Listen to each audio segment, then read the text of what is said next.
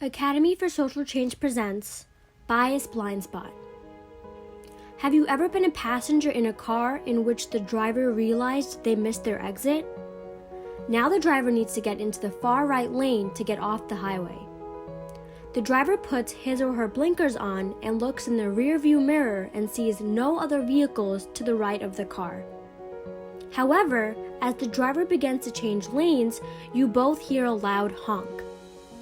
You look out the window and see there is a car in the driver's blind spot. When driving, the blind spot is the area of the road that the driver is unable to see when looking forward or through the rear view mirrors. This is the same with the bias blind spot.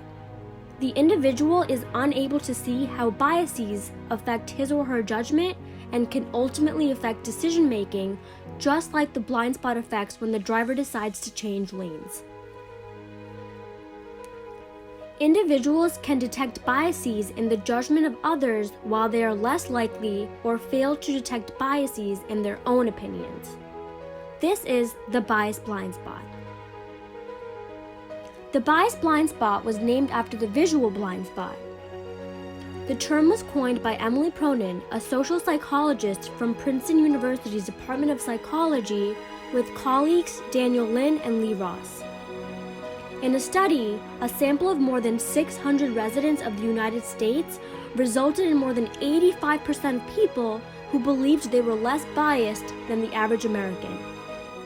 Only one participant believed that he or she was more biased than the average American. When attempting to make a compelling argument or speech, it's essential to assure the evidence is logical. To present the best case, it's crucial to be aware of potential biases that can affect your judgment and reasoning. For this reason, you can utilize this knowledge of bias blind spots as a weapon to compose the most valid arguments that can effectively persuade, convince, or affect someone. What can we do to minimize the effect that biases have on the decisions we make?